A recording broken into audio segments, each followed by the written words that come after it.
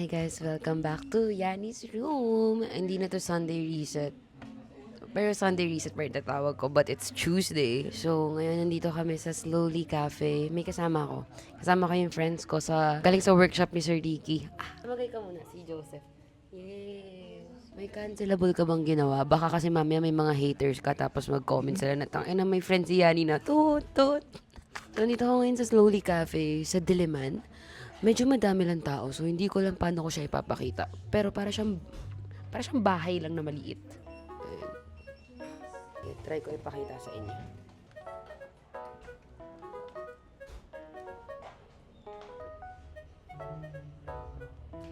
Parang okay pala dito lumipat. Gusto mo lumipat dito? Okay, lumipat na kami dito sa loob. Rinig na rinig pala. Okay lang. Dead man. Nalapit ko na lang yung mic. Madalo din naman sila. Quits lang. Solid din dito kasi ito yung, tanaw dito yung outside seating. So, isa siyang kapihan na pwedeng magbisyo. Doon sa labas. Umorder ako ng sea salt latte. Nilibre ako ni Joseph na nag-edit ng grad pic niya doon sa kabilang table. Kating-kating na akong tikman siya. Kanina pa namin siya in-order pero hindi ko siya tinitikman kasi sabi ko pag nag-record na ako. Anyway, tikman na natin.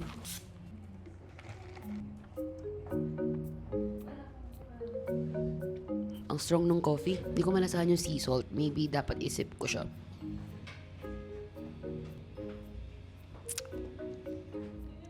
Yup. Dahil libre to ni Joseph, nagpabili na rin ako ng crinkles. Because of what?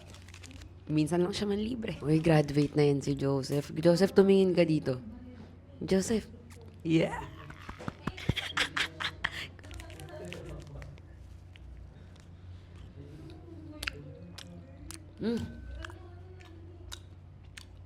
Lasang crinkles. Okay. Vibe. Gusto ko yung vibe dito sa cafe kasi maliwanag. Alam niyo, as a person, gusto ko yung liwanag talaga. Kasi gusto ko yung may bintana sa mga kwarto, sa cafe. Gusto ko yung nasisinagan ako ng araw. Kaya hindi ko gets yung mga taong nagba-blackout curtains. Pasintabi. Feeling ko kasi yung mga gumagamit ng blackout curtain, syempre yung mga naka-night shift, ganyan. Tapos sa umaga sila matutulog, so kailangan nila ng madilim na kwarto. Pero may mga tao lang din kasing gusto lang nila mag-blackout curtains. Diyos ko po, naranasan kong gumising sa... naranasan kong makatulog sa condo na naka-blackout curtains. Tapos hindi ko alam kung anong oras na. Nung pagising ko, like parang umaga pa ba? Or like tanghali na, nakakawala siya ng sense of time. And ayoko nun kasi inaamats kong gumising ng umaga. Ever since naman, sadyang sobrang shit lang ng body clock ko lately.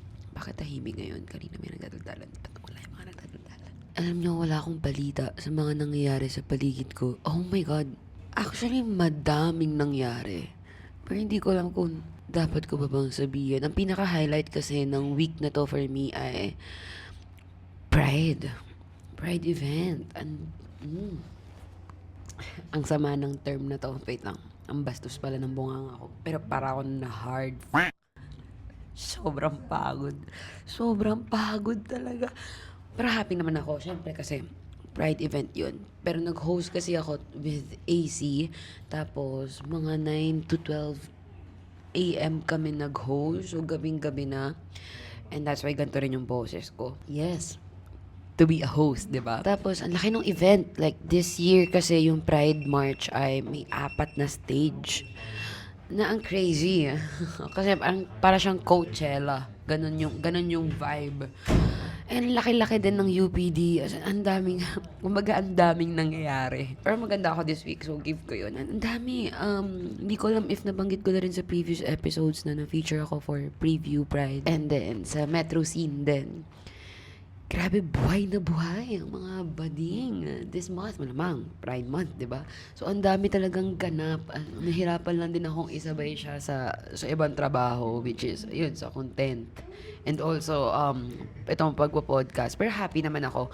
Honestly, thankful naman ako to be a part of it. Kasi, alam mo, madalas talaga yung pakiramdam ko lang, I'm just a girl.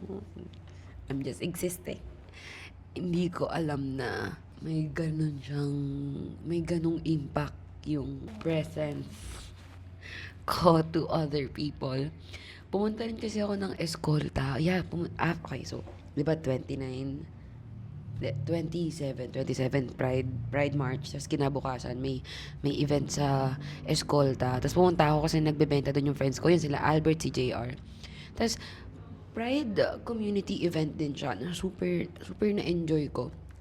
Okay, hindi siya dig sa Pride PH Pero syempre, for the past, I guess, 2 years, second year ko na ata nag-host for Pride March. Tapos kapag host ka, kasi syempre asikaka ka talaga, nandun ka sa stage, syempre yung preparations mo rin for the whole day, ganyan. Feeling ko hindi ko pa naranasan or nag-yearn ako for like yung community event na gusto ko nandun ako sa kalsada, nakikibonding, nakiki-witness, ganyan. Again, thankful ako na naging host ako for this year. Feel ko lang, nag-yearn ako for that community na ganap. So, ayun, nung pumunta ako sa eskwela, dapat hindi na ako pupunta kasi sobrang pagod talaga ako galing dun sa Pride March hosting. But pumunta ako, 5 p.m. na nga ata ako nakapunta. Tapos ang saya-saya lang niya. Although hindi siya ganun kalaking event, pero ang daming artists, ang daming merchants, andun yung Glorious Diaz na super love ko na local brand. Yung Glorious Diaz, yun yung sa kanila galing yung top na Good Morning towel. Nakita ko lang kasi yun kay Maloy, tapos meron akong shoot for Inquirer. Naghahanap ako ng damit na, like, kumbaga statement. Sobrang Pilipina, yun yung hinahanap kong damit. Tapos tinanong ko pa kay Maloy kung saan niya nabili yun. Tapos yung Glorious Diaz, naalala ko na nagmotor pa ako papuntang Escolta. Hindi ako nag-drive, pero nagmadali akong pumunta ng Escolta kasi maaga nagsasara yung Hub Make Lab if nakapunta na kayo ng Escolta. And nandun yung store ng Glorious Diaz. Kinabukasan na yung shoot. Naalala ko lang. Tapos na-meet ko si Jody, yung owner ng Glorious Diaz. Tapos, sobrang iba yung energy niya. Sobrang love ko. Tapos na-explain niya na, although yun nga, may Glorious Diaz siya, fashion, he loves fashion, yung heart niya talaga is nasa community work. And naka-resonate ako with that. Okay, let me drink. Ayun, nag-resonate ako with that. Lagi ko nasasabi na community person ako. As in, gusto ko yung kahit simple, kahit nasa kalsada lang. Basta may music, may alak, may drinks. Iba yung energy. Alam niyo, iba yung energy ng mga bakla pag nagkakasama. So, dun sa Calle Escolta, may nag-perform din na group sila na nagvo-vogue. And then may kita mo yung mga bata, naglalaro yung mga bata. May isang bata na pinahiram siya ng camera nung isang person. Tapos naglilibot siya, nagpipicture siya. Sobrang saya lang nun. Ewan ko. Napag-uusapan naman natin to na sobrang laki talaga ng impact ng privilege and access to how we build our lives and our ambitions. And nung nakita ko yung bata, nai-imagine ko lang na most probably sa household niya, hindi siya nakakahawak ng ganong camera. But, na-discover niya na meron siyang love for it kasi there's this person na pinapahiram siya ng camera and in-encourage siya na mag-ikot-ikot and mag-take ng pictures. And that's how you birth a creative. Itang saya. Naiyak ako sa thought of it. And also kasi sobrang daming bading doon and nakikita mo na yung mga bata expose sila to the community and nag-i-interact lang closely to each other yung mga tao. Naiyak ako doon Sorry. Hindi kasi naiyak ako na kita mong ang saya-saya nung bata. And then siguro yung thought lang na shit, in the future alam niyang gusto niyang mag-picture kasi may isang person na nagpahiram sa kanya ng camera. And I love it. And if makita ko ulit yung batang yun in the future, sasabihin niya sa akin na napicturean kita dati sa Escolta, bitch, I'm gonna cry. Anyway, happy ako na pumunta ako dun sa Calle Escolta kahit late na ako kasi feel ko yun yung community feeling na hinahanap ko. And so, Wala, nanghihinayang lang ako kasi hindi rin ako naka-marcha nung Pride March. Talagang hosting si bakla. So yun, kung nakita niyo ako nung Pride March or sa Escolta, I hope in-approach niyo ako. Ang dami nag-approach sa akin nung sa Escolta. Well, because mas small scale nga yung event sa Escolta. Mas tight-knit or mas intimate yung feeling, ganyan. Mas kalmado lang din kasi. Ang daming nag-approach, ang dami ko nakausap. And then, meron akong, may isang artist doon na ang daming nagsabi sa akin na gusto nila yung Sunday Reset. And yung isang artist, sabi niya, Sunday Reset yung pinapanood niya kapag nag-create siya ng art kasi Sunday yung day off niya. Well, I'm sorry na hindi Sunday na-upload this week kasi pagod nga si bakla. Ayun, nagpa-picture siya sa akin, to super na-touch ako. Actually, hindi ko talaga inakala na ang daming nakaka-appreciate or nanonood ng Sunday Reset. Kasi this is sobrang simple lang ng concept niya. And, well, naniniwala naman talaga kasi ako na sobrang intimate ng podcast as a medium. Again, thesis. And I think, yung Sunday Reset, ito na nga yung it's as intimate as it gets. I feel. So, thank you. Thank you. Kung nakikinig kayo nito, thank you. Nakausap niyo ako sa Ola Escolta. May isa pang girl. Fuck. Yung isang girl, umiiyak siya. Kasi she's going through a breakup. Tapos, wala lang. Sabi niya yung podcast daw yung kinakapitan niya lately. Naki-empathize naman ako sa kanya kasi, shit, alam niyo, sobrang shit ng breakups. Sobrang shit ng breakups. Sobrang hirap niya. Hindi siya biro. Parang may malaking parte ng puso or katawan mo na namamatay sa breakup. Because yeah, I went through it. And nung going through my breakup ako, ang pinangahawakan ko na ay si Emma Chamberlain. So yung thought na naging ako yung ganun for another person is kumbaga, okay. Kasi wala. Feeling ko, isa yun sa reasons why nag-hold back din ako siguro from pursuing. Ba't ko to sinasabi ngayon? Hindi. Isa din yun sa reasons why nag-hold back ako from pursuing love or relationships right now because ang hirap mag-go through a breakup. You know, allowing yourself to fall in love means accepting the risk na you're gonna be hurt. Nasabi ko na ata to sa past episodes. I feel like I already did. But yun nga. And yung pagpasok din sa isang relationship, andun din talaga yung risk of going through the breakup. A breakup. And I'm not sure ready ako for another one of that. It's like, well, hindi mo naman pwedeng iwasan ng pain. I can't run away from pain forever. Hindi ako mag-run away from love forever. Someday I'll be brave enough to do it again. Pero, sobrang laking bagay lang talaga ng breakups. Yun lang, naisip ko lang. So, si ate, if you're listening to this, give it time. It might take months or a year or years. Hindi ko alam. Pero, just allow yourself to grieve a relationship that ended. Hindi ko alam. Yeah. Mahirap na talaga ang breakups. Pwede natin siyang gawa ng isang buong episode. Siguro natatakot lang akong gawa ng episode yun. Kasi ginawa na siya ni Emma Chamberlain ng episode. Eh, nasabihan na ako na sobrang similar ko kay Emma. Which is a compliment for me. Pero syempre, sobrang hirap lang mag-navigate ng breakups. As in, hindi ko ma-imagine mag-go through it. Again, whatever. Yun lang, ate, kapit lang. Kaya mo yan. Iiyak mo kung kailangan mong iiyak. And wag ka muna makipag-friend sa ex mo. Please. Wag muna. Isa yung malaking mistake ng mga tao makipag-friend sa ex nila agad-agad. Kasi nag-end kayo on good terms, whatever. May nabasa nga ako sa Twitter na normalize ending on bad terms. Basta maling desisyon na makipag-friends agad sa ex. Pwede kayo maging friends kapag okay na kayo, pero after the breakup, hindi mo na talaga. Okay? Okay. Well, moving on, ang daldal ko, meron pa palang, may dalawang parts pa pala tong Sunday Reset, which is movie recommendation. Ang movie recommendation ko for this week ay, I'm not sure if showing pa, pero sana showing pa. Pero dahil bading, ang i-recommend ko ay Open Endings. Yes, nag-host ako for Open Endings na premiere night. So, love ko yan sila Direk Nigel. Love ko rin sila Kiwi, yung writers. Yan, sila Lian.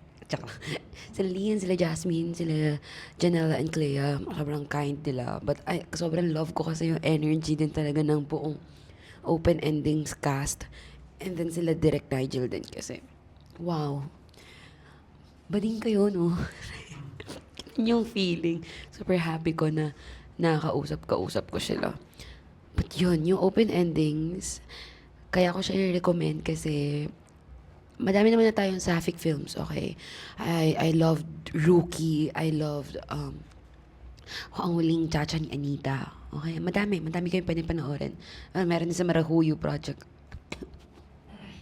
But yung sa open endings kasi, well, because mas ano siya, mas light yung feeling, mas modern, ganyan. First time ko atang nakanood ng sapphic film na yung reaction ko, sabi ko, oy, wow. Wow. Alam mo yung feeling na nakita mo na yung mga taong yun. Most probably na date mo na sila, nakasalubong mo na sila somewhere, naging crush mo na yung ilan sa kanila. It's way too familiar. Nung pinapanood ko siya, sabi ko, fuck! Ganito yung landian experience with the girl, like, with a gay woman. It's the sapphic dating experience. And I love it. Comments ko sa film, bukod dun sa sobrang na-capture niya yung tumbuyan na ang ganda rin kasi ng pagkakasulat ng open endings. Well, yung premise ng open endings is entangled nga yung apat na characters. Mag-e-ex sila, lahat sila may past, pero magbe-best friends din sila. And so, yung feeling ng film is, kung napanood nyo naman na yung episode ko with them, gets nyo na to. Pero yung feeling ng film is, para siyang ticking time bomb na... Ay, sorry, nandiyan yung friend ko. Ticking time bomb na... Like, ang daming mess, sasabog silang lahat. And I love it kasi andun yung tension, ang ganda ng pagkakasulat sa characters, ang clear ng characterization nila, ang flawed ng characters because again, alam nyo na I don't want my characters perfect. I want them flawed. I want them human. And so, ganun yung open endings. So, hindi ko alam if showing pa sa cinemas kasi ang lungkot, nag-nationwide release sila nung June 10. But I heard na parang after ilang days, nag-down to 3 cinemas na lang sila. But if showing pa or if mag-organize kayo ng block screening, please panoorin nyo yung open endings. Si Jonas. Panoorin niyo yun, panoorin niyo. Okay, ito nga pala yung friends ko sa workshop. Si Jonas, tsaka si Joseph. Ay, galing. Hello po. Galing po. Ay, NDA, bawal sabihin. Okay, galing siya ng work. Yun lang naman. Yun ang recommendation ko. Mantra. Mantra for... Thank you. Mantra for this week. I think I have to. Una, huwag makipagkaibigan sa ex. Connected dun sa kay ate girl na lumapit sa akin sa eskolta. Huwag muna agad-agad makipagkaibigan sa ex. Give yourself time to heal. Give yourself time to grieve properly and accept na may mga relationships na need mag-end. And minsan, need nyo mag-grow apart. Okay? Connected din yung kasi open endings din yung recommendation ko na movie. Well, kinaya naman nila maging friends, pero panoorin nyo yung film. See for yourself. Alam nyo kasi lalo na sa sapphic community, sobrang normal na maging friends after with your ex. Pero wala na akong ex na friend ko. Yung isa, kaso parang, okay. Anyway, okay. Next ay, i-welcome natin ang mga bata. I'm not sure if tama yung pagkakakonstruct ko ng sentence, pero i-shower natin yung mga bata with love, support, and just like, i-nurture natin yung curiosity that they have. Hanggat kaya natin, i-provide natin sa kanila yung resources na pwede nating i-share. Kasi, gaya na sinabi ko, that's how you birth an artist. That's how you birth? Tama ba yung term? That's how you give birth to an artist. That's how you create another creative. Naisip ko lang yun. Also, yung pag-nurture sa mga bata, pag na-feel nila yung love, yun din yung ganun sila mabibuild, mas magiging, paano ba? Mas hindi sila matatakot maging sila. Mas, malay mo yung mga batang nakita ko nun sa eskolta, mas mag-explore sila ng sexuality nila growing up kasi maaalala nila na nung bagets sila, meron silang mga napanood na nagvo-vogue sa kalsada ng eskolta. I can only imagine na sobrang impactful nun. Yun. Yun lang naman. Yun ang aking mantras for this week. Thank you so much for doing this Sunday reset with me kahit Tuesday na. Thank you sa paghihintay. And see you sa lansangan. See you sa kahit saan. Thank you guys for letting me be part of your journey as queer people, as queer individuals, as mga bagets. Hindi ko talaga in-expect yung warmth na I received this month. Actually, for the past few months. Sobrang thankful lang ako. Thank you guys. Yun lang. Sana mas maging magaan ng week na to para sa inyo. Okay, follow nyo kami sa aming socials at Kwarto ni Yani on TikTok and IG. And mag-join na kayo sa FB community natin, Yani's Roommates. Kasi follow nyo na, mag-subscribe na rin kayo dito sa YouTube at sa Spotify. Naglalabas kami ng new episode every Thursday, 9 p.m. and every Sunday, 8:30 a.m. We try our best. Okay? We try our best. I-follow nyo na rin ako at Yani Hatisu sa lahat ng social media platforms. And again, happy Pride, guys! Bye-bye! Thank you. Nakalimutan kong sabihin, this year, first time akong binatin ng Happy Pride Month ng nanay ko.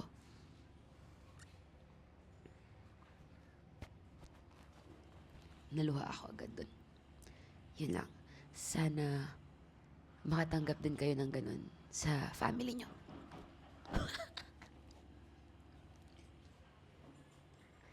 Tangina, wala ng episode na hindi ako umiyak. Thank you guys. Bye-bye.